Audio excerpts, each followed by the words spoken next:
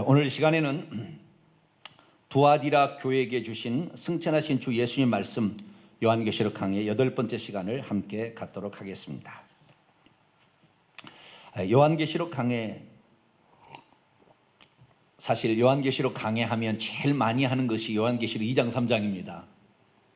소아시아에 있는 7 교회에게 주신 예수님 말씀을 많이 설교를 하죠. 이 부분에 있어서는 상징이 거의 많지는 않습니다. 그러나 이제 4장부터 넘어가게 되면 이제 많은 부분이 상징적인 부분으로 나오기 때문에 해석하기가 참 곤란한 이런 많은 부분들이 있습니다. 그래서 구약 성경에 나와 있는 말씀들을 다 알고 있어야 이 상징들을 풀어가는, 왜? 구약 성경은 하나님께서 하신 말씀이기 때문에 벌써 요한계시록도 하나님이 똑같은 하나님이 말씀하시는 거니까 그 상징들을 쓰신 방법이 비슷한 거죠. 그래서 구약에서 가장 이렇게 많이 나오는 이런 상징들, 그러니까 다니엘서나 에스겔서나 꿈이나 환상이나 이런 것들입니다. 이런 것들이 많이 나오는 스가랴서, 이런 것들은 필수적입니다. 이런 것은 필수적이고 나머지 성경책도 다 참조를 해야 돼요. 그래야만이 이 요한계시록의 나머지 부분을 풀어갈 수가 있죠. 근데 2장 3장은 그렇게 많은 상징은 없습니다. 교회의 현재 상태를 얘기하고 있기 때문에, 그래서 그들이 지금 무엇을 잘못하고 있는지, 그리고 어떤 것은 칭찬받을 만한 건지, 무엇을 교정해야 되는 것인지, 또한 그들이 진짜 주님 말씀을 제대로 알고 순종했을 때는 어떤 복을 약속하고 있는지 우리가 들을 수가 있죠. 그래서 이 비단 이 소아시아에 있는 7 교회에게만 주신 말씀이 아니라 이 말씀은 모든 교회에게 주시는 말씀이에요. 왜냐하면 항상 이 교회에게 주신 말씀 끝머리에 말해서 이렇게 얘기하거든요. 귀 있는 자는 성령이 교회들에게 하시는 말씀을 들을지어다, 이렇게 얘기하고 있잖아요. 귀 있는 자는 성령이 어디에게? 교회들에게. 예를 들어서 오늘 두아디라 교회인데 두아디라 교회에게 하시는 말씀을 들으라는 것이 아니라 교회들에게, 모든 교회들이 다 이 얘기를 들으라는 거죠. 두아디라 교회의 상황만이 아니라 너희의 교회 상황도 될 수가 있으니까.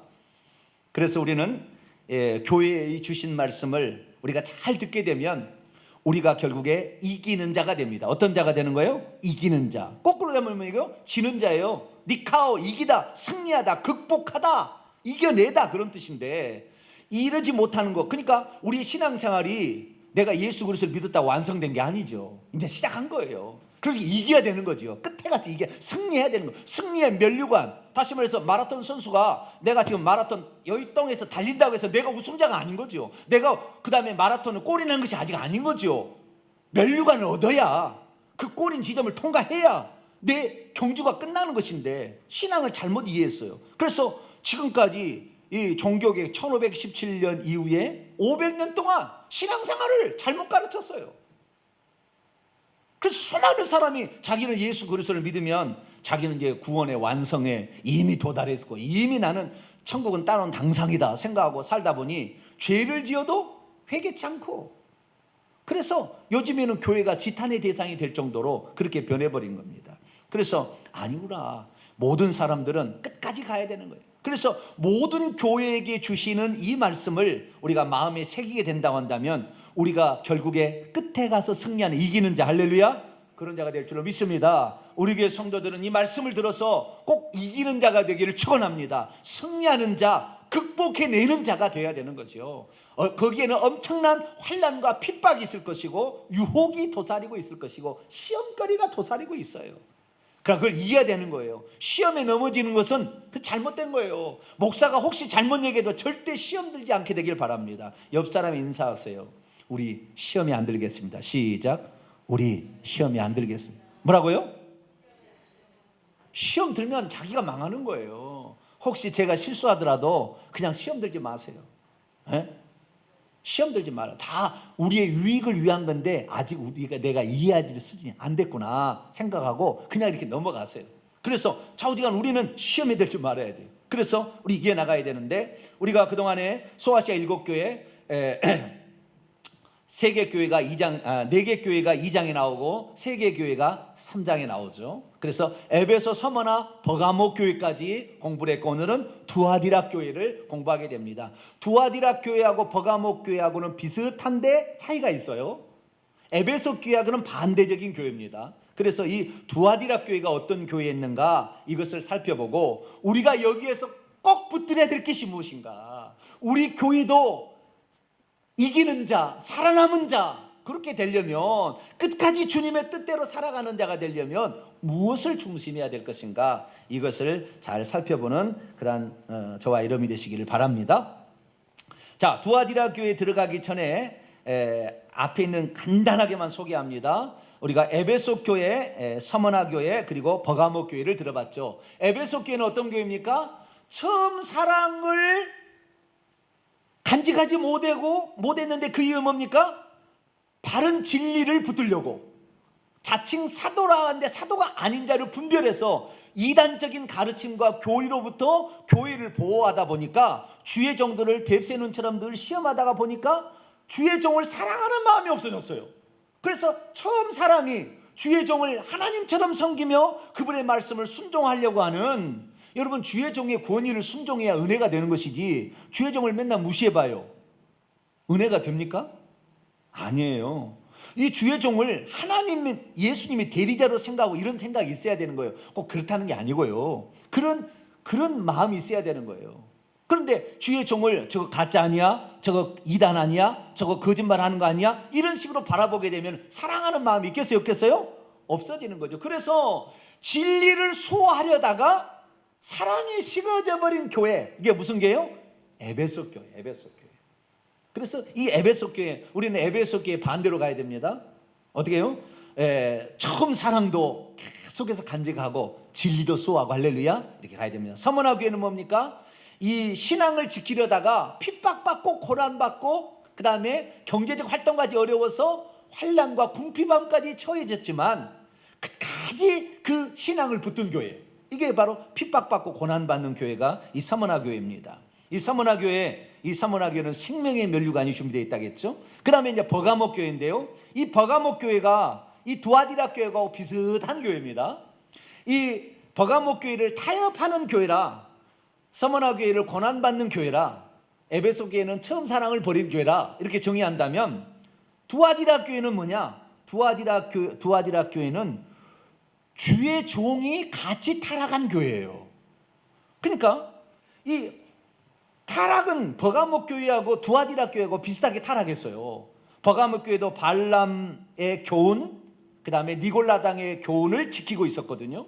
이것이 두아디라 교회는 이세벨의 교훈인데 거의 비슷한 거예요. 그런데 거의 비슷한데 차이가 있다고 한다면, 버가모 교회는 그 교회의 주의 종은 발람의 교훈이나 니골라당의 교훈을 안 따라가는 거예요. 이 우상 숭배하고 음행해도 괜찮다 하는 그 가르침을 안 따라간, 주의 종은 안 따라갔는데, 두아디라 교회는 주의 종이 그것을 흡수해서 따라가 버린 거예요. 아시겠죠? 그러니까 타락은 타락인데 버가모 교회는 주의 종은 타락하지 않았어요. 안디바가 끝까지 믿음을 지키려고 하다가 죽을 정도 순교할까지 갔다는 거죠. 그런데 어떻게 해요? 두아디라 교회는 그게 아니에요. 두아디라 교회는 주의 종이 이세벨의 가르침을 따라가서 같이 합류해 버렸다는 거예요. 그래서 거짓된 가르침을 따라가는 그런 교회. 그래서 어쩌면 두아디라 교회는 에베소 교회하고 반대예요. 사랑이 많고 섬김이 이렇게 엄청 많았으나, 주의 종을 사랑했으나 주의 종을 분별하지 않으므로 거짓된 가르침을 진리인 채로 따라가서 교회가 망하게 된 교회. 이게 어떤 교회요? 두아디라 교회. 두아디라 교회 되면 되겠어요? 안 되겠어요? 오늘날의 한국교회 상황이나 전 세계 교회는 두아디라 교회가 비슷한 거예요 지금.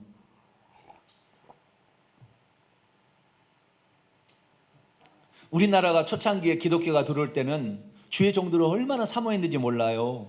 왜냐하면 읍내도 교회가 없을 때가 있었어요. 없는 곳이. 그래가지고 목사님 오신다 그러면은요, 얼마나 용서한 게 대접인지 몰라요. 꾀깨닭을 잡았다는 거 아니에요 그때 당시에. 꼭 사이만 오면 잡는다는 닭을 잡아서 목사님을 대접해드리고, 계란 집세기로 이렇게 동그랗게 만들어가지고 이렇게 길게 만들어서 여기다가 5개 넣고 이렇게 있다가 이거 계란 쪄가지고 지금이야 계란이 뭐 그렇게 비싸지 않지만 옛날에는 계란이 얼마나 귀했습니까? 시골에서 집에서 나와서 시장에 가서 팔아서 그거 가지고 반찬 사올 수 있는 유일한 도구가 계란 아닙니까? 응? 그런데 그 귀한 계란을 목사님을 대접하고 그렇게 했단 말이죠. 네? 그런데 지금은 모르겠어요. 지금은 잘하고 있는지 안 하고 있는지. 그래서 우리가 목사님을 너무 대접하다 보니까 목사님이 너무 기고만장한 시대가 됐어요. 그래서 큰 교회 목사님한테는 찍소리도 못하는 성도들, 작은 교회 목사님은 무시하는 성도들로 완전히 타락해버렸어요. 이게 부정적인 방향으로 간 거죠. 여러분, 진리의 말씀을 옳게 선포하는 주의 종을 존경하고 따르게 되길 축원합니다. 이것이 진짜예요. 다른 게 아니에요. 사람 많이 모았다고 해서 그런 것이 아니라 정말 진리의 말씀을 그대로 선포할 수 있는 그런 주의 종이 돼야 되는 거죠. 그래서 이 두아디라 교회는 그런데 이 주의 종이 같이 타락해 버렸어요. 가짜 진리를, 거짓 진리를 따라가 버렸어요. 그래서 심각했습니다. 그래서 주님께서는 이 2장 3장에 나와 있는 이 교회들 말씀 가운데 가장 많은 분량으로 두아디라 교회를 책망합니다. 그리고 책망 중에서도 어떤 책망이냐면 장차 내가 이렇게 하겠다는 책망이 아니라 지금 하고 있는 현장을 소개하고 있어요. 그렇게 될 때 지금 그때 당시에 하나님이 징계를 내리고 있다라고 말해주고 있어요. 특별한 거예요. 그러니까 다른 교회에 비해서 분량이 많아, 양이 많아, 주님 하신 얘기가 많아. 왜? 주의 종이 타락해 버렸으니까. 그 교회는 타락하려면 너무 많아. 왜? 교회가 뭐라고 했어요? 교회는 곧 주의 종이다 이렇게 얘기하잖아요. 주님께서 7금 촛대 사이를 거니시면서 7별을 붙잡고 있는데 7별은 7교회의 사자인데 7교회의 사자는 메시지 전달자 주의 종인 거예요. 그걸 붙들고 있는 거예요. 그게 잘못되면 교회를 없애버리는 거예요. 그러니까 지금 두아디라는 없어질 위기에 처한 교회죠. 다른 교회는 뭐 뜨뜻 미지근하 하든가 좌우지간 좀 그러지만 두아디라 교회는 심각한 거예요. 그래서 하나님께서는 그때 당시에 현장에서도 징계를 내리고 있어요. 다른 교회는 그러진 않아요. 장차 그럴 일이 있을 거라 그랬어요. 그러니까 두아디라 교회가 아주 심각하구나. 이것을 우리가 알아야 되는데 오늘날의 이 두아디라 교회의 상황은 뭡니까? 추도예배, 장례예배 들어도 상관없다. 그걸 가르치는 교회하고 유사한 겁니다. 유사한 거예요. 구원파 교회하고 유사한 교회입니다. 아주 유사한 교회예요. 예수 그리스도를 믿었으면 나는 과거의 죄, 현재의 죄, 미래의 죄까지 다 용서를 받았으니 나는 천국은 따는 당상일 뿐이다. 단지 내가 열심히 수고한 대로 상급을 받고 안 받고의 차이일 뿐이지. 이렇게 생각하는 잘못된 생각, 그런 교회의 유형입니다. 그래서 우리는 두아디라 교회를 참으로 심각하게 받아들여야 되고 오늘 우리 교회에서 이것을 따라가면 안 되겠구나. 그래서 이 버가목 교회가 이 그 잘못된 가르침을 가지고 온 사람을 따라가는 성도들이 있었으나 주의 종은 따라가지 않았다는 거죠. 그러나 두아디라 교회는 주의 종이 그걸 따라가고 있는데 성도들은 안 따라가고 있는 성도들이 있어요. 그래서 안 따라가고 있는 그 진리를 소화하고 있는 그 사람들을 향하여 내가 올 때까지 네가 가진 것을 굳게 지키고 있으라. 다른 것을 너에게 지울 짐이 없다. 너희들은 그걸 잘하고 있다. 이렇게 얘기해주고 있는 것입니다. 그래서 두아디라 교회를 이제 공부를 해보도록 하겠습니다. 자, 18절입니다. 18절 같이 읽습니다. 시작. 두아디라 교회의 사자에게 편지하라. 그의 눈이 불꽃 같고 그의 발이 빛난 주석과 같은 하나님의 아들이 이르시되. 이 번역은 좋은 번역이 아닙니다. 좀 이따 좀 살펴보겠고요. 우선 두아디라 도시를 좀 보도록 합니다. 두아디라는 에베소, 서머나, 버가모. 이것이 에베소가 에게해의 아래쪽에, 터키 아래쪽에 있는 도시인데요. 이 도시를 시작으로 해가지고 시계 방향으로 이렇게 교회를 소개하고 있는데 에베소, 서머나, 버가모까지는 다 해안 도시입니다. 해안 도시. 내륙으로 이제 들어와서 서머나에서는 이렇게 가는 것이고요. 버가모에서는 아래로 내려오는 것입니다.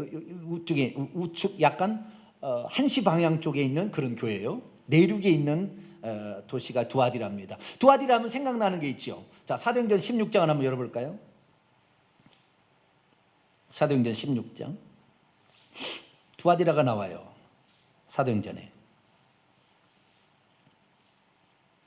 한 여인이 소개되고 있습니다. 14절입니다. 사도행전 16장 14절 읽습니다. 시작. 두아디라 실에 있는 자색 옷감 장사로서 하나님을 섬기는 루디아라는 한 여자가 말을 듣고 있을 때 주께서 그의 마음을 열어 바울의 말을 따르게 한지라. 루디아는 디아스포라 유대인으로서, 그러니까 두아디라 도시는 유대인도 버가모는 엄청나게 유대인이 많이 있었지만 거의 절반 이상 유대인이었지만, 그러나 두아디라는 많지 않은 소수의 유대인이 살고 있었다고 그래요. 그래서 그 두아디라가 어떤 도시냐면 옷감 장사로 아주 유명한 도시예요. 털실을 만들고 옷을 만들고 염색하는데, 그래서 옷에 가죽 같은 것을 이렇게 외투를 만들고 이런 옷에 있어서 아주 유명한 도시가 어디냐? 염색을 잘해서 옷을 만드는 도시가 뭐예요? 두아디라 도시였다라는 겁니다. 이 두아디라 도시에 옷감 장사에 있는 루디아라는 여자가 에게를 건너서 마게도니아의 첫성 빌립보에 와서 장사를 하다가 바울을 만나서 빌립보 교회가 탄생하는 겁니다. 그래서 이 두아디라는 옷감으로 유명한, 염색으로 유명한 그런 도시였구나라는 사실을 알 수가 있어요. 그러면 이 여자가 빌립보 가서도 장사를 했다는 것은 뭘 말하는 겁니까? 이 도시는 상업도시였다고 말 수가 있겠죠. 지난주에 버가모는 뭐요? 교육과 의료의 도시라고 내가 그랬죠. 교육과 의료의 도시. 20만 권의 장서가 갖춘 도서관이 버가모에 있었고, 그 다음에 뱀신을 섬기는, 그래서 의학이 발달된 의학의 대학이 있었던 아주 그런 도시가 버가모였는데, 그러나 두아디라는 그게 아니라 옷감으로 유명을 해서 상업활동이 옷감으로 무역을 많이 하는 그런 도시였기 때문에 여기에는 특별히 뭐가 발달되어 있었냐면 옷감을 수출을 많이 해서 이 옷감을 제조하는 사람들이 상업 조직을 만들었어요. 상업 조직을. 그 상업 조직을 길드라고 그럽니다. 뭐라고요? 길드라는 상업 조직이 있어요. 이 상업 조직에 들어가야만이 외국으로 이 물건을 수출하게 되고, 그 다음에 만든 물건을 사줘서 수출하고 이렇게 하는데, 그 길드라는 상업 조직에 들어가야만이 용이하게 할 수가 있는 거예요. 용이하게. 그런데 이 두아디라, 그래서 이 두아디라에 만약에 자기가 부자로 상업활동을 잘하려면 당연히 이 길드라는 상업 조직에 들어가야 합니다. 들어가야 되는 거예요. 그래서 이 들어가려면 어떻게 되냐? 여기에는 이 상업 조직에, 이 길드라는 조직에는 반드시 우상 숭배가 있어요. 그래서 각 도시마다 자기들이 섬기는 주신이 있습니다. 버가모는 아스클레피오스라는 그 뱀신을 주신으로 섬겼다고 그랬죠. 그래서 의술이 발달된 도시였다고 한다면, 두아디라는 티림노스라는 그러한 그 수호신이 있었습니다. 그 동네에. 이 수호신은 태양신 아폴로를 마케도니아 언어로 티림노스를 하는데, 티림노스를 자신의 수호신으로 섬겼어요. 그래서 그 조합원들이 그 수호신을 경배를 하고, 그 다음에 거기에 바쳐진 음식을 먹고, 그리고 난잡한 음행을 저질렀어요. 그 술을 먹고 이렇게 하는 거예요. 그렇게 해야만이 우리의 상업 조직이 좋다. 오늘날에 보게 되면 그 남자들이 술 먹고 그 다음 2차 3차를 가고 막 그러잖아요. 그거 비슷한 거예요. 그렇게 해야만이 그 어떤 회사가 운영되는 어떤 그런 나쁜 전례죠. 그런 전례가 이 도시에도 있었던 거죠.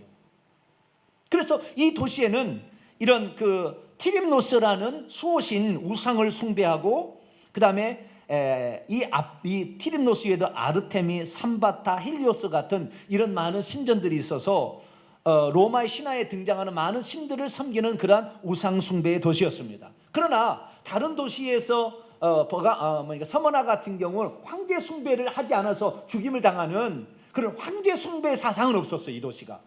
그래서 황제 숭배는 안 했으나 우상 숭배는 가득한 도시가 어떤 도시? 두아디라 도시였다라는 것입니다. 이 두아디라 교회는 사도 바울이 전도했을 가능성이 있거나 아니면 에베소에서 사도 바울이 2년 3년 동안 목회하고 있을 때 거기에서 말씀을 듣고 돌아간 사람들이 세웠을 가능성이 있어요. 근데 누가 세웠다는 건 나오지 않지만 두아디라 교회는 약한 교회였습니다. 그런데 이 약한 교회를 주님이 어마어마하게 칭찬합니다. 이 교회는요, 어마어마한 칭찬에 조금 책망이 있어요. 근데 그 조금 책망이 심각했습니다. 왜냐하면 주의 종이 결탁돼 있었기 때문에. 자, 그러면 우선 이 두아디라 교회에 주님이 자기를 뭘로 소개하는지 다시 볼까요? 두아디라 교회 사자에게 편지하라, 이 구절입니다. 18절을 제가 직역을 해보도록 합니다. 그리고 두아디라 교회의 메시지 전달자에게 편지를 쓰라. 하나님의 아들 이것들을 말씀하신다. 마치 불꽃 같은 그의 눈들을 갖고 계신 이가, 그리고 그의 발들은 빛난 주석과 유사하신 이가. 그러니까 여기에 주석과 같은 하나님이 아니에요. 어디요?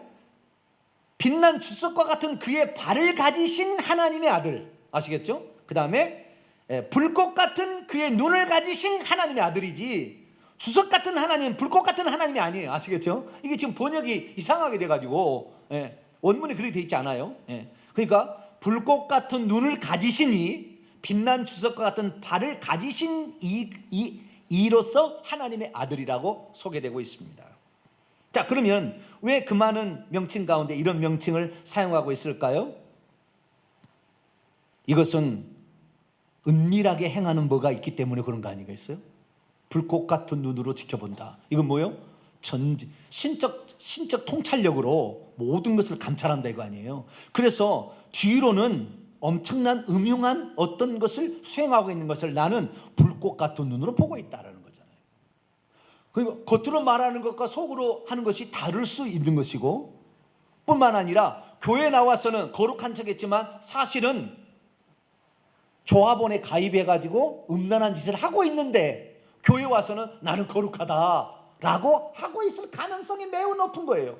왜? 그의 눈이 불꽃 같은 눈으로 보고 있는 거니까. 신적 통찰력, 전지력으로 그를 바라보고 있다는 거 아니에요? 그 다음에 그의 발이 빛난 주석과 같죠. 빛난 주석 같은 그의 발, 빛난 주석 같은 그의 발로 뭐요?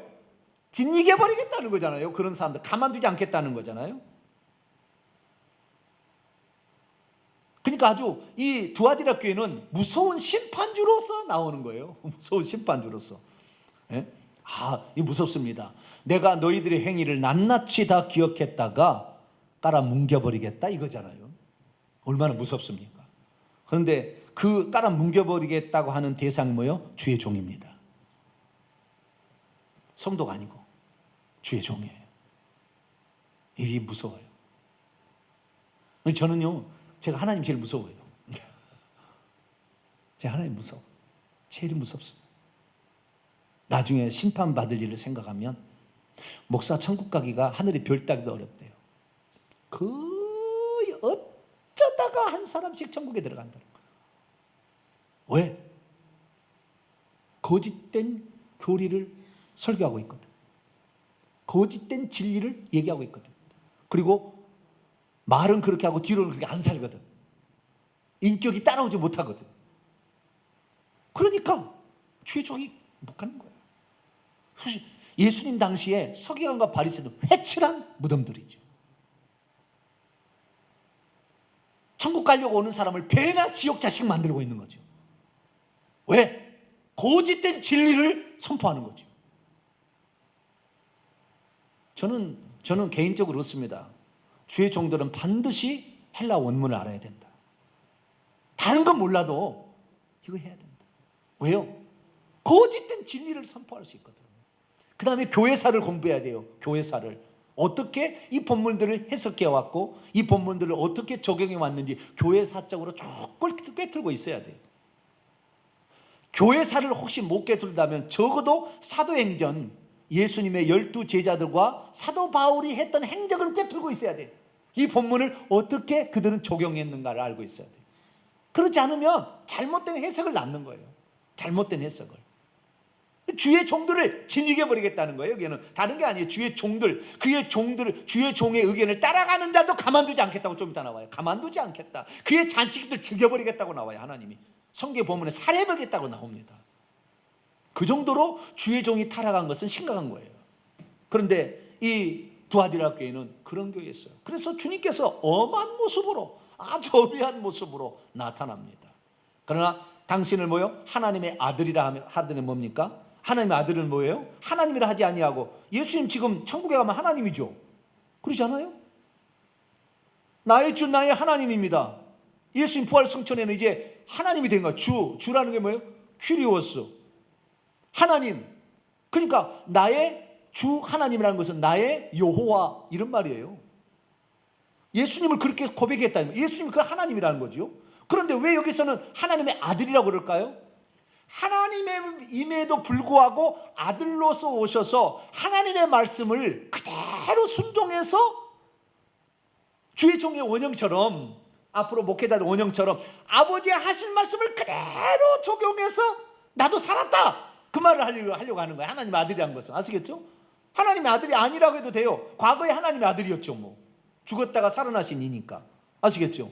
지금 세세토록 살아있는 나는 시작과 마지막, 처음과 나중, 그러신 분인데 뭘 하나님의 아들이라고 그렇게 소개할 필요가 있어요. 내가 하나님이었음에도 불구하고 나는 하나님께서 우상 숭배하지 말라, 10계명에 1계명 2계명 그렇게 얘기했어요. 나는 그대로, 나는 주의 하신 말씀 그대로 나는 얘기했다. 너희들도 그렇게 얘기해야 되지 않겠느냐, 그걸 말해주고 있는 것이죠. 우리는 하나님의 말씀을 그대로 믿고 그대로 순종하는 성도가 되기를 축원합니다. 자, 19절입니다. 칭찬입니다. 칭찬이 참 커요. 읽습니다. 시작. 내가 내 사업과 사랑과 믿음과 섬김과 인내를 아노니 내 나중 행위가 처음 것보다 많도다. 이 본문은 복수와 단수를 우리 한글 성경은 잘 표현하지 않는데, 사업들, 여기는 사업이 아니고요, 행위입니다. 행위. 내가 너 에르곤인데 복수 에르가 이렇게 돼 있어요. 그래서 행위들입니다. 내가 내 행위를, 아논이라는 것은 직설법 완료입니다. 알아왔다. 이미 네가 어떻게 하는 것을 알아왔는데 네 행위들이 있는데 그 행위들이 뭐요? 사랑과 믿음과 섬김과 인내. 그렇게 주의 종을 사랑했나 봐요, 이 교회는. 그 다음에 믿음도 그렇게 간직하려고 노력했나 봐요. 그 다음에 열심히 섬겼어요. 봉사도 많이 했어요. 그리고 참았대요, 어려움도. 이런 교회였다 이 말이에요. 그리고 뿐만 아니라 너의 마지막 행위, 나중 행위가 처음 행위, 처음과 마지막이라는 그 단어가 똑같은 단어예요. 네 마지막 행위가 처음 거보다, 처음에는 그러지 않았는데 점점 주의 종을 더 잘 섬기고 이렇게 했다는 것 같아요, 느낌이 이렇게. 그래서 이 교회는 꼭 에베소 교회하고는 반대예요. 에베소 교회는 어떻게 해요? 처음 사랑이 점점 없어졌는데 여기는 처음 사랑보다는 나중 사랑이 더 많아지는 그런 교회를 갔다는 거죠. 그래서 아주 주님이 엄청난 많은 것을 칭찬하고 있습니다. 많은 걸 칭찬하고 있어요. 그런데 20절에 보니까 그러나 내게 책망할 일이 있노라, 이 번역이 이건 잘못됐어요. 왜냐하면 올리고스라는 단어가 여기에 들어가 있습니다. 올리고스가 뭐라고 했죠? 벌써 잊어버렸나요? 메가스의 반대라고 했죠. 메가스는 거대한, 큰이란 뜻이고, 올리고스는 뭐예요? 작은, 리들, few, 아주 작은, 이것을 말할 때 올리고스인데, 그러나 내가 책망할 일이 있노라의 원문을 보면 그게 아니고 나는 내게 대항하여 작은 것들을 가지고 있다. 작은 것이, 작은 것. 그러니까 이 교회 성도들은 정말 열심히 했던 것 같아요. 주의 종은 타락해 가고 있는데 성도들은 그렇게 열심히 한 거죠. 그런데 여기에 작은이라는 말이, 책망할 일이 있노라라는 것에 대해서는 작다는 말이 안 들어가는데 원래는 올리고스라는 말이 들어가 있어요. 작은 일이 있어요. 그런데 그 작은 일이 주의 종의 일이니까 심각한 거예요. 아주 심각. 그래서 어마어마한 얘기를 한 거예요. 그거네 하나요. 자, 책망할 일이 있는데 그 뭡니까? 자칭 선지자라 하는 여자 이세벨을 내가 용납함이니 그가 내 종들을 가르쳐 꿰어 행음하게 하고 우상의 제물을 먹게 하고 있다. 이 두 개가 뭡니까? 우상의 제물을 먹게 하고 음행하게 하고 있는 거죠. 누가요? 여자 선지자라 일컫는 이세벨이란 자가 그렇게 하고 있다는 거예요. 이것은 발람의 교훈하고 비슷한 겁니다. 자, 2장 14절을 볼까요? 2장 14절 15절 읽겠습니다. 시작. 그러나 내게 두어 가지 책망할 것이 있나니 거기 내게 발람의 교훈을 지키는 자들이 있도다. 발람이 발락을 가르쳐 이스라엘 자손 앞에 걸림돌을 놓아 우상의 제물을 먹게 하였고 또 행음하게 하였느니라. 주님이 가장 교회에 심각하게 보는 게 뭐냐? 진리를 버리고 진리가 아닌 것을 교회가 타협해서 용납하는 거예요. 용납하는 거. 그게 뭐냐면 우상숭배, 음행을 용납하는 거예요. 우상숭배. 10계명의 1, 2계명과 7계명이죠. 그걸 어기는 것입니다. 이걸 어기는 것을 아주 심각하게 생각하는 거예요. 주님은 그런 거예요. 왜요? 우상숭배하고 음행하는 것은 지옥 가는 죄입니다. 자, 요한계시 21장을 볼까요? 8절. 요한계시 21장 8절. 나는 예수 믿으니까 우상숭배도 추도예배 드려도 나는 괜찮다. 지옥 갑니다. 나는 예수 믿으니까 혹시 음행을 몰래 저질러도 괜찮아, 다 용서받겠지. 지옥 갑니다. 뭐 성경 그렇게 얘기하니까 우리는 예수님 말씀을 믿어야지. 성경 말씀 믿어야 합니다. 자, 21장 8절 있습니다. 시작. 그러나 두려워하는 자들과 믿지 아니하는 자들과 흉악한 자들과 살인자들과 음행하는 자들과 점술가들과 우상숭배자들과 거짓말하는 모든 자들은 불과 유황으로 타는 못에 던져지리니 이것이 둘째 사망이라. 빨리 회개하셔야 돼요. 회개 안 하면 방법이 없습니다. 회개밖에 방법이 없어요. 우상숭배하고 음행하는 것은 지옥 가는 절대적인 죄예요. 거짓말하는 거, 진리를 아닌 거짓말하는 거 지옥 가는 죄입니다. 그 다음에 두려워하는 거, 비겁한 거, 주님 모른다고 이렇게 부인하는 거잖아요. 이런 거. 그 다음에 죽음을 두려워하는 거, 그래서 주님을 부인하는 거, 지옥 갈 죄입니다. 나중에 지옥 갈 죄예요. 그래서 우리가 정말로 심각하게 생각해야 될 것은 발람의 교훈, 니골라당의 교훈, 이세벨의 교훈, 이 교훈은 다 가르침입니다. 디다케 가르침인데 이 가르침을 따라가서는 안 된다는 거예요. 그럼 이 가르침이 뭐냐? 니골라당은 어디에 영향을 미쳤냐면 에베소 교회에 영향을 미쳤는데 에베소 교회는 니골라당의 교훈을 미워하고 있어. 나도 미워한다고 그랬다고요? 그럼 뭡니까? 니골라당이라는 사람의 그 가르침이 있는데 이 가르침을 에베소 교회가 안 따라간 거예요. 그러니까 자칭 사도라 했던 사람일 것 같아요. 이 사람은 뭐였습니까? 영지주의 계열의 사람입니다. 영지주의 계열의 사람.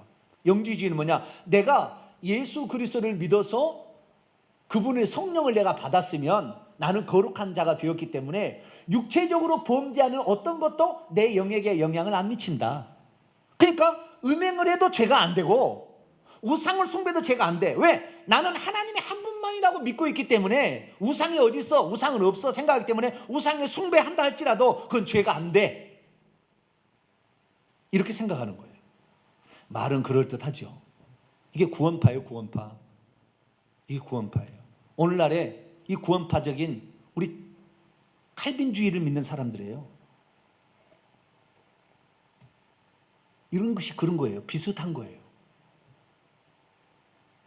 총신대 교수가 그래서 그 부분에 대해서 얼마나 신랄하게 얘기했는지 몰라요. 우리가 구원파하고 다른 것이 없다. 이미 나는 구원받았다. 이렇게 생각해버리니 현재 짓고 있는 죄는 어떡할 거냐 이거지. 그건 상관없는 거냐. 그런데 니골라당은 뭐예요? 영지, 하나님에 대한 영적 비밀을, 지식을 알게 되었으니 육체로 범한 것은 아무 상관없다는 거예요. 그래서 쾌락주의로 간 겁니다. 이 영주의가 나중에 쾌락주의로 가는 거예요. 어떤 데는 금욕주의로 가기도 했습니다만 쾌락주의로 가는 거예요. 그래서 교회에서도 뭐예요? 이 두아디라 교회는 장사를 해야 되는데 이 조합원에 가입을 해서 거기에 우상에 바쳐진 재물을 같이 먹고 연애를 즐기고 음행까지 2차 3차까지 가서 죄를 범해야만이 같이 회원이 되는 거죠. 그런데 이것을 안 하자니 상업권을 받을 수가 없고 하자니 잘못된 것 같은데 이세벨 같은 여자가 나타나가지고 뭐예요? 그런 것은 죄가 아니다 라고 가르친 거예요. 우리는 예수 그리스도를 믿고 있으니 그런 것은 죄가 아니다. 우리는 예수 그리스도를 믿었으니까 과거, 현재, 이제 미래니까 다 용서를 받았으니까 지금 짓는 죄는 아무런 문제가 되지 않아. 그것은 하나의 사교, 친교의 일환일 뿐이다. 우리나라로 치자면 신사참배하는 것은 국민 의례일 뿐이다. 우리는 하나님만 있지 어떻게 우상이 있냐? 우리는 우상이 없다고 믿지 않냐? 그러니까 우상 숭배냐? 그 우상 숭배에 죄가 되지 않는다. 그건 국민 의례일 뿐이다. 이런 식이죠. 이렇게 해서 가르치는 겁니다. 이것이 바로 니골라당의 교훈이에요. 이것이 여자로 이세벨이라는 여자로 등장하는 거예요. 여기에서는 두아디라 교회에서는 이세벨이라는 지도자라고 온 거예요. 선지자로 온 거예요.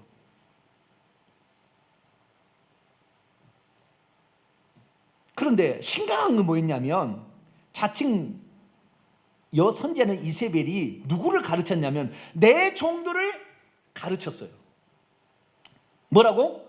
음행해도 괜찮다. 우상의 제물을 먹어도 괜찮다고 가르쳤어요. 근데 이 가르친다는 것이 현재형이에요. 계속해서 가르쳤다는 거예요. 자, 20절을 제가 원문에 제기해봅니다. 그러나 내가 내게 대항하여 작은 것들을 가지고 있다.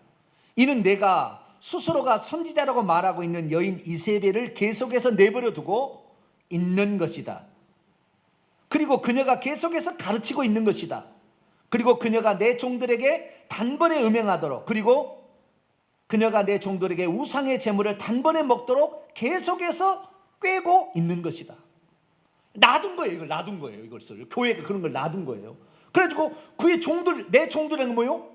지금 이 두아디라 교회의 지도자급에 해당되는 사람들을 계속해서 가르치는 거예요. 그것을 가르치는 것을 용납한 거예요. 누가? 두아디라 교회 대표 목회자가 용납한 거예요. 용납한 거예요.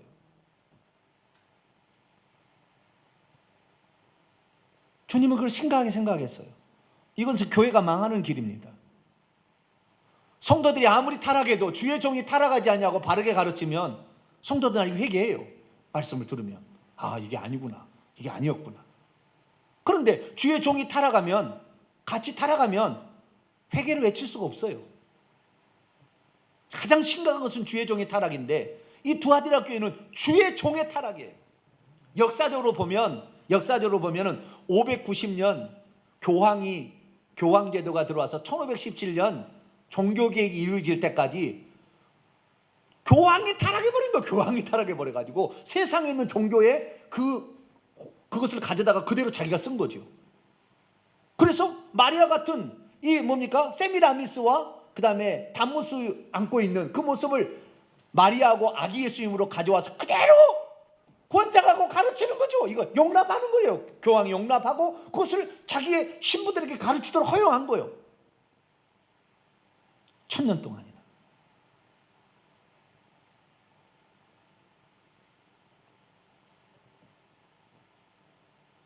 여러분, 죄된 행위만 있습니까? 그게 죄입니까? 그게 죄예요. 우상 숭배하고 지옥 가는 것입니다. 자, 시편 106편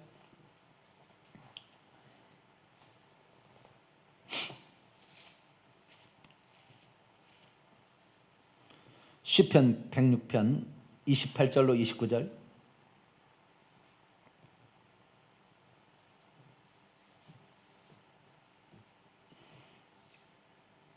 읽습니다. 시작. 그들이 또 부올의 바알과 연합하여. 부올의 바알이 뭐죠? 그게 민수기 25장에 나오는 이야기 아닙니까? 발람이 가르쳐준, 발락 모압 왕에게 가르쳐준 비결. 저주할 수 없으니까 돈은 받았겠다. 그런데 그냥 돌아갈 수는 없어서 방법을 가르쳐주는 거죠. 우상 숭배, 여자를 찰려간 옷을 입고 춤을 추게 되면 이스라엘 남자들이 오게 될 것이다. 그러면 그 잔치에 초대해서 같이 음식을 먹다가 음행하게 되면 이스라엘을 타락시켜서 지옥 보낼 수 있다. 우상 숭배하고 음행하는 거니까 그걸 가르쳐준 거 아니에요? 그래서 바알의 부올과 연합하여 매어서 죽은 자가는 생명 없는 신들이죠. 그래서 죽은 자에게 제사한 음식을 먹어서 그 행위로 주를 경노하게 함으로 재앙이 그들 중에 크게 유행하였도다. 우상에 바친 제물을 먹게 되므로 엄청난 해가 나타나게 된 겁니다. 그래서 기독교인들이, 저는 한국 교회가 가장 심각한 것이 뭐냐면 추도예배 장례예배를 들어온 거라고 봅니다. 그래서 기독교인들이 저주가 끊어지진 않는 거예요. 내가 봤을 때 다른 거 아니에요. 기독교인들이 음행을 막 마음대로 저지르는 사람이 어디 있겠어요? 그러지 않아요? 그러나 추도예배 장례예배는 공식적으로 교회에서 하고 있단 말이죠. 목회자들이 스스로가 성도들과 함께. 그걸 안 하면 섭섭하게 생각하고, 안 하면 이상하게 생각하고, 그러나 음행은 들통만 안 나기를 바라는 거지. 그게 잘못됐다는 건 다 알아요. 안 그래요? 음행하는 것은 이것은 잘못됐다 안 하는 거예요. 물론 양심에 확 맞은 그런 사람들은 그러지 않겠지만, 음행은 잘못된다는데 죽은 자에게 제사 음식, 이런 우상들에게 제사 음식을 먹는 것이, 이것이 엄청난 3, 4대까지, 출애굽기 20장 5절에 3, 4대까지 그 책임을 묻겠다. 주님이 미워하는 자의 죄를 갚되 3, 4대까지 갚겠다. 그렇기 때문에 예수 그리스도를 믿었으나, 우리나라가 믿었으나, 잘 믿었으나 그것을 도입함으로 말미암아 지금의 한국교회가 쇠락의 길로 가는 거예요. 망해가는 거죠. 망해가는 거예요. 암병 걸린 사람이 기독교에는 안 걸립니까? 치매가 기독교에는 안 걸립니까? 사고가 기독교에는 안 납니까? 어마어마하게 나는 거예요. 왜 그럴까요? 주의 종들이 앞장서서 이것을 수용했고 용납을 했고 이것을 하고 있으니까, 우상숭배 행위를 하고 있으니까. 추대배 장례배 뭡니까? 추대배는 귀신에게 제사하는 이방의 형식을 그대로 기독교식으로 바꿔놓은 거 아니에요?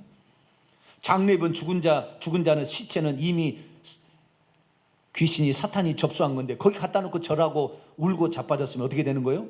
귀신이 그 사람에게 들어오는 거예요. 그 저주가 임하는 거예요, 자식에게. 그래서 기독교인의 자식도 엄청난 사고를 당하고 암병에 걸리기도 하고, 이리 엄청난 일이 벌어지고 있는 것이죠. 이것을 공식적으로 인정한 거예요. 우리나라가 처음에는 그렇지 않았어요. 그런데 정동 감리교회 이무영이라는 사람이 1897년에 자기 어머니 기일이 찾아왔는데 제사를 안 드린다 그러면 호로자식이란 말을 들을까봐, 어른들한테 호로자식이란 말을 들을까봐 우리는 제사는 안 지내고 추대배를 드립니다 하고 추대배를 드린 거예요. 감리교에서 시작된 겁니다, 이게. 그래가지고 이 정동 감리교에서 이거 좋다. 이게 기독교인들 핍박을 면하게 해주는, 왜? 이 조상 제사를 우리는 신주도 모시듯 이렇게 모셔온 거 아닙니까? 이게 조선 500년에 조선시대에 들어온 저 중국 수입산 종교였는데, 유교가 그것을 우리나라의 전통인 줄 알고, 우리나라 전통은 그런 게 없었어요. 하늘에 상제께 제사 드리는 것만 있었어요. 조상 제사가 없었다고요. 그런데 조선시대에 들어온 것이 진짜인 줄 알고 이렇게 해가지고 그것을 받아들인 끝에 나중에 어떻게 해요? 제사를 안 지면 호로자식 되는 거예요. 사람이 죽으면 그 육체가 천국과 지옥 가고 없는데 시체 갖다 놓고 예배드리면 어떻게 되는 거예요? 귀신이 탄다는 것이지. 그런데도 몰랐죠. 왜? 제사를 안 지면 호로자식이란 말을 들을까봐 타협을 한 거죠, 타협을. 그래서 형식만 기독교식으로 바꿀 뿐이 똑같이 제사를 드리는 거죠.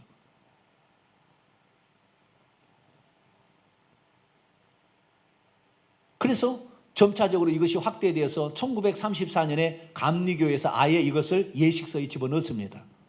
1950년도에 성결교, 침례교가 집어넣습니다. 그리고 1975년 이후에 장로교가 예식서에 집어넣습니다. 그래서 지금 저도 예식서에 보면 추대배, 장례배 순서가 다 있습니다. 그리고 죽으면 임종예배, 입간예배, 발인예배, 하관예배, 요즘은 화장예배라고 하는데 이렇게 최소한 4번의 예배를 드리게 된 거예요. 그럼 그것이 뭐예요? 저주를 가져온 비결이에요. 그것이 어떤 저주를 가져오냐 볼까요? 자, 21절, 22절, 23절까지입니다. 이게 바로 우상 숭배를 하는 자들에게 나타나는 저주입니다. 시작. 또 내가 그녀에게 회개할 기회를 주었으되 자기의 음행을 회개하고자 하지 아니하는도다. 어떻게 해요? 회개할 시간을 주었대요. 그게 잘못됐다는 것을 알게 하는 거죠. 네? 원문을 지켜봅니다. 21절. 내가 그녀에게 그녀의 음행으로부터 단번에 회개하도록 시간을 주었다. 그러나 그녀는 자신의 음행으로부터 단번에 회개하는 것을 계속해서 원하지 않고 있다. 오늘날에 추대배, 장례배 드리지 말아도 원하지 않아요. 그거 하려고 그러지. 무엇이 잘못됐냐? 하나님께 예배 드리는데 무엇이 잘못됐냐? 이런 식이에요. 아닙니다. 응? 그런데 22절. 볼지어다 내가 첫째 그녀를 침상에 던진다. 이 침상이라는 건 질병의 침상이죠. 침상을 들고 일어가라. 다 질병 걸려서 하는 거잖아요. 그렇기 때문에 질병에 걸리게 한다는 거예요. 주의 종들이 암병에 걸리고 주의 종들이 치매에 걸릴 수 없어요. 심각한 우상 숭배를 하고 있는 거예요. 회개해야 됩니다. 회개해야 돼요. 성도들도 마찬가지입니다. 회개해야 돼요. 심각한 질병이 자기에게 다가오고 있다. 회개해야 되는 것입니다.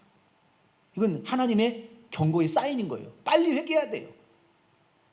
우리나라의 큰 교회 목사님들이 거의가 암병에 걸린 거 아시죠? 돌아가신 이유들이.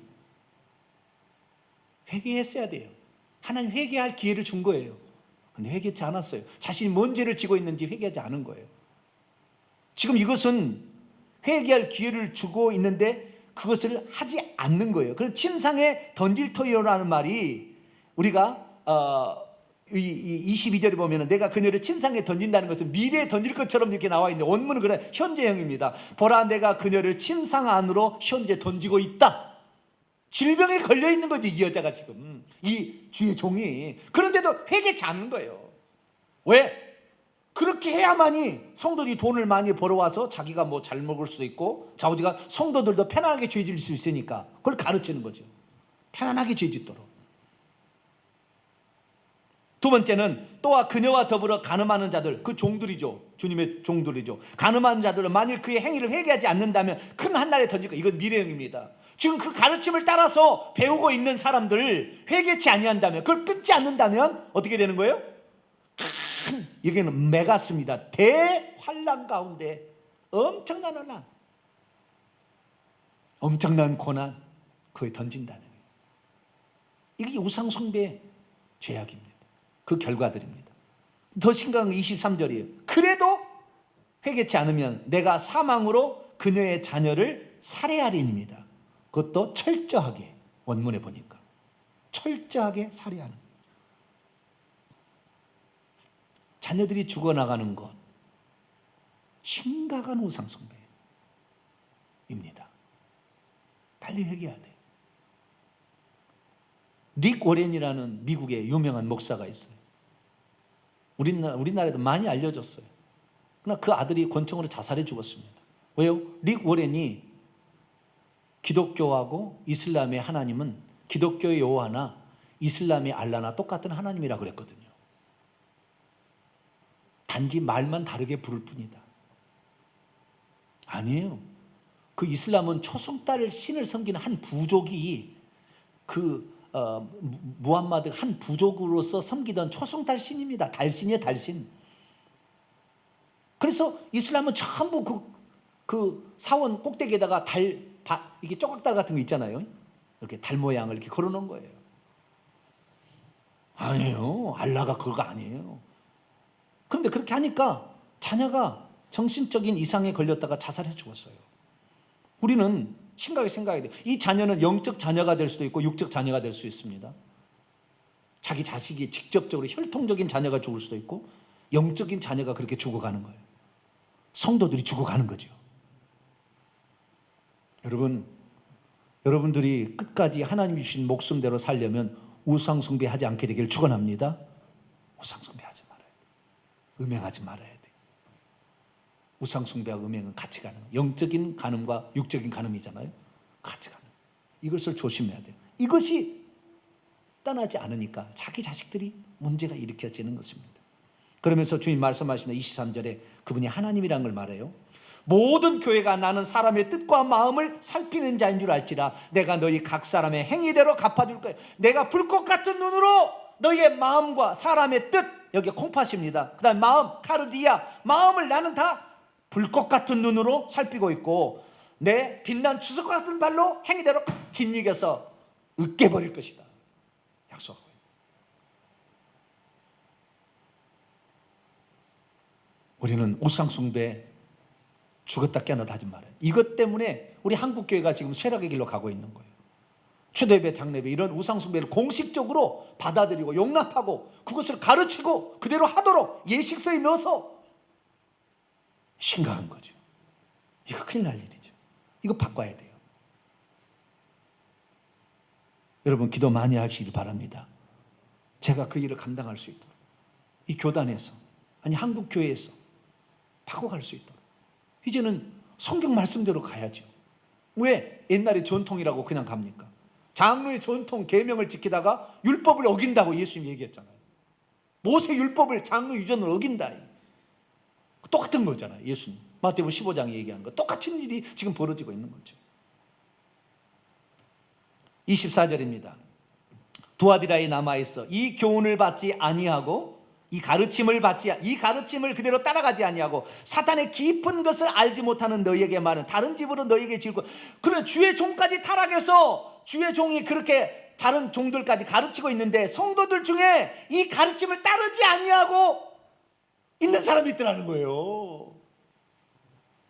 우리 교회 성도들은 날마다 하나님께 감사해야 돼요. 왜냐하면 추대배 장례예배가 이것이 잘못되었다고 알고는 있는데 자기 교회 목사님은 그것을 행하는 거예요. 그래서 목사님 이거 하지 맙시다, 이거 아닙니다 가르쳐줘도 무슨 소리를 하냐고, 옛날부터 다 해온 것이라고. 그 교회 성도로 생활해 보세요. 얼마나 힘들겠어요? 처음에는 우리 집에 뭔 일 있어서 못 간다고, 안 가야 되니까 추대배 장례배 안 드리려고, 장례식에 안 가려고, 뭔 일 있다고. 몇 번 왜 집사 왜 이렇게 빠지지? 사실은 제가 이것이 아니라는 얘기를 들어서 이렇게 했는데, 왜 그런 생각을 해? 교회에서 하는 건 다 거룩한 일이지. 하나님께 예배드리잖아. 하나님께 찬송하, 하나님께 기도하는 거지. 뭐 귀신에게 하는 거야? 뭔 소리야 지금. 거기에서 신앙생활 왕따 당하는 거예요. 얼마나 어려운지 몰라요. 그런 삶을 지금 살아가는 지금 성도들이 많아요. 우리 교회는 주의 종부터 성도까지 다 한 마음이 돼서 할렐루야 성경대로 따라가니 얼마나 행복한 교회. 할렐루야. 보통 교회 아니고 이런 행복한 교회가 어디가 있어요. 응? 사단의 깊은 것, 이 깊은 것은 영지입니다. 이 영적인 사단이 영적으로 그렇게 사람을 속여가지고 괜찮다는 식으로 가르치는, 이게 발람의 가르침이나 니골라당의 가르침이나 이세벨의 가르침이 똑같은 거예요. 영적인 지식을 자기는 깨달았으니 우상숭배도 괜찮아, 이거 따라가지 말라, 이거 사탄의 깊은 것이다, 이런 가르침으로 다 교회를 파멸시킨다는 겁니다. 이런 것을 따라하지 않게 되기를 축원합니다. 이 온전한 믿음을 가진 자, 바른 믿음을 가진 자, 다른 짐을 그에게 지울 필요가 없다. 왜? 그 믿음을 지키기 위해서 오늘도 고생하고 있으니까. 25절, 다만 너희가 가지고 있는 것을 내가 올 때까지 굳게 잡고 있으라. 그 지금 주의 종의 가르침을 따라가지 않는, 진실된 믿음을 따라가는, 진리를 따라간 자들이 하는 얘기입니다. 그래서 26절에서 28절까지 축복을 두 가지로 약속하고 있습니다. 이기는 자와 끝까지 내 일을 지키는 그에게는 첫째, 만국을 다스리는 권세를 줄 것이고 28절에 새벽별을 줄 것이다. 두 가지를 약속하고 있습니다. 만국을 다스리는 권세는, 다스리는 말은 의역이고요, 만국 위에 있는 권세를 직설법 미래능동태요 장차 줄 거에 될 것이다. 만국을 위에 있는 권세를 준다는, 이 권세는 뭐냐? 27절에 나와요. 그가 철장을 가지고 그들을 다스리게 될 건데 질그릇 깨뜨린 같이 할 겁니다. 그런데 그것도 예수님도 아버지께 여기에 받은 것이라는 것은 완료형입니다. 직설법 완료 능동태로 이미 나는 받은 것, 그것을 이미 받은 것처럼 하리라.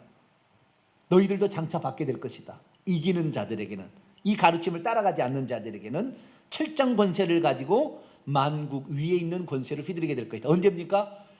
예수 그리스도께서 재림하실 때에 이 믿음으로 살고 있는 사람은 그때 아마겟돈 전쟁으로 그리스도를 대적하는 모든 세력을 예수님의 백마를 타고 올 때 같이 동참해서 철장 권세로 휘둘러 버리는 거예요.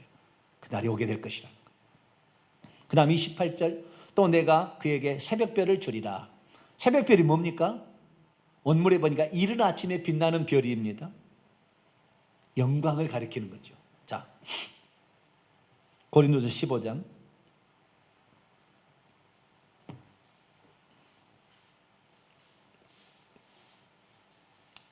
고린도서 15장 41절,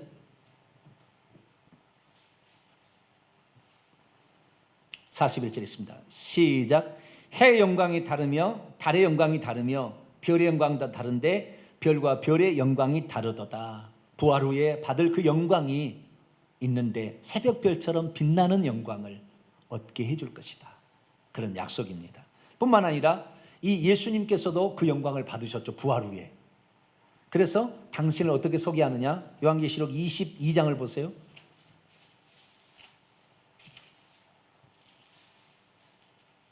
16절을 봅니다.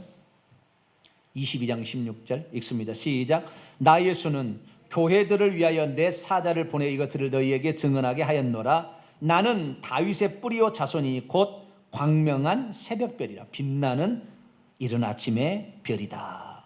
이렇게 얘기해요. 왜? 예수님도 그 빛나는 영광을, 아버지의 말씀을 그대로 아들로서 지켜서 영광을 얻었듯이 너희들도 내가 한 말을 그대로 지켜서 우상숭배하지 말고 음행하지 말고 진리의 말씀을 그대로 지키게 되면 영광스러운 존재가 되리라. 이런 것을 약속을 하고 있습니다. 그래서 우리가 예수 그리스도께서 오실 때 우리도 그분과 동참하는, 여러분 예수님이 그의 성도들과 재림할 때 오시거든요. 그러면 우리가 알아야 될 게, 나중에 천년왕국 얘기하는데 천년왕국 존재하지 않는 거예요. 쉽게 말해서 산술적인 천년왕국 없어요. 예수 재림을 위해 또 천년 동안 왕국이 있고 그 다음에 뭐 새하늘과 새 땅 들어간 게 아닙니다. 이것은 나중에 요한계시록 20장에서 다시 한번 우리가 이사야 제가 했습니다. 강의했습니다만은 다시 한번 다루게 될 건데, 천년왕국은 그게 아닌 거예요. 천년이라는 것은 상징적인 숫자인 거죠. 그래서 이 천년왕국이 아닌 거 뭡니까? 지금 내가 예수 그리스도를 믿어서 지금 죽었어요. 그러면 예수 재림할 때까지 어디가 있습니까? 무덤이 있습니까? 바로 부활체를 입고 천국에 들어가서 예수님처럼 천사를 부리는, 다스리는 왕처럼 다스린다는 거죠. 천사를 다스리고 있다가 그 다음에 주님이 재림하시는 날 주님을 대적하는 세력들을 예수님과 더불어서 무찌를 때에 철장 권세로 무찌른다 이거예요. 자, 요한계시록 19장 볼까요? 19장 14절. 백마를 타고 예수님이 오실 때 그때 따르는 사람들이 어떻게 하는지 14, 15절을 봅니다. 19장 14, 15절 시작. 하늘에 있는 군대들이 희고 깨끗한 세마포 옷을 입고 백마를 타고 그를 따르더라. 그분의 입에서 예리한 칼이 나오니 그것으로 만국을 치겠고 친히 그들을 철장으로 다스리며 또 친히 하나님 곧 전능하신 이의 맹렬한 진노의 포도주 틀을 밟을 것이다. 이게 바로 시편의 2편 8편 9절 보면, 시편 2편 8절 9절을 말씀을 보면, 내게 구하라. 내가 이방 나라를 내 유업으로 주니 내 소유가 땅끝까지 이르리라. 내가 철장으로 그들을 깨뜨리며 질그릇같이 부수려다. 그게 예수님 메시아로서 왕권을 가지고 오신다라는 예언. 시편 2편은 메시아 예언인데 이 2편의 말씀을 그대로 성취하신다라고 예수님이 말씀하시는 거예요.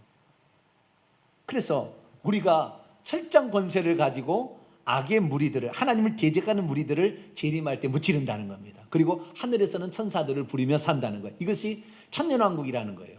오랜 기간 동안 주님과 더불어 왕노를 한다는 거예요. 이 요한계시록 20장이 정확히 나와버려요. 원문을 보면. 근데 원문을 내가 몰랐더니, 과거에는 몰랐을 때는 예수 재림 후에 또 천년왕국이 있는 줄 알았어요. 그래서 천년왕국이 있다는 것이 전부 다 뭐예요? 문선명이도 그렇고 이만희도 그렇고 그 다음에 여기 하나님의 교회도 다 천년왕국이 있다고 그러는 거예요. 그 천년왕국이. 그래서 자기 감람나무, 보이지 않는 보혜사, 자기를 따라야만이, 이만희를 따라야만이 12지파가 천년왕국에 들어간다는 거예요. 그래서 꼬시는 거예요. 다 이단이 그걸 이용하는 겁니다. 존재하지 않는 것을. 만약에 존재했다면 예수님이 얘기했겠죠. 공간복음서에 그런 얘기 안 나와요. 다 사기예요. 그러니까 성경을 해석할 때 공간복음서에 예수님이 하신 말씀을 중심으로 보고 나머지는 그것이 영적으로 상징적으로 어떻게 들어갔는지를 또는 문자적으로 어떻게 해석되는지를 확인했어야 되는데 그러지 못하고 요한계시록에 나와요. 천년왕국 요한계시록에만 나와요. 매번 딱 요한계시록 20장에 안 나와요. 다른 데는. 그러니까 그것이 어떤 의미로 쓰였는지를 정확히 알아야 되는데 그것을 잘못 해석하는 거죠. 그래서 우리는 그렇구나. 예수 그리스도께서 종말에 관하여 마태복음 24장에 뭐라고 얘기했는가? 환난 후에 예수님 재림하는 거예요. 그리고 새하늘과 새 땅에 들어가는 겁니다. 할렐루야. 그런 게 천년왕국 또 있지 않아요. 속는 겁니다. 다. 그래서 속일 수 있을 만큼 마귀가요 깊은 영적 지식이라고 해서 가르쳐줘서 자기만 안다는 거예요. 그래서 나에게 이 지식을 아는 사람만 천년왕국에 들어간다. 이런 식으로 속이는 거예요. 속지 마세요. 우리는 제가 성경대로 가르쳐 줄 테니까. 저는 뭐 다른 게 없어요. 하나님께서 이 성경을 전체적으로 볼 수 있도록 그런 안목을 주셨어요. 그게 저에게 주신 달란트 연사예요. 이 은사를 통하여 우리가 절대 속지 말고, 얼마나 많은 사람이 지금 환란전 휴가 받아서 자기는 공중에서 혼인잔치한다, 뭐 이런 착각 속에 7년 동안 환란, 7년 밑에는 땅에는 환란이고 자기들은 7년 공중환이, 다 거짓말이에요. 다 속임수예요. 제가 정확히 성경을 다 풀어줄 수 있어요. 우리는 속지 말고, 오직 그때까지 우상 숭배하지 말고, 오직 예수님만 나의 주 나의 하나님으로 굳건히 믿고, 그분이 하나님의 아들이자 하나님 자신, 할렐루야, 한 분 하나님인 거 이거 붙잡고 다른 거 따라가지 말고, 알라도 하나님의 쓸데없는 소리, 마리아도 무슨 하나님의 어머니 쓸데없는 소리 말고, 오직 예수 그리스도 그분만이 나의 주 하나님으로 믿고 따라가서 천국에 이르는 저와 여러분 되시기를 간절히 바랍니다. 거룩하신 하나님, 감사합니다. 주의 종들의 타락이 얼마나 심각한 것인지 가장 많은 분량을 통하여 두 아들의 얘기하신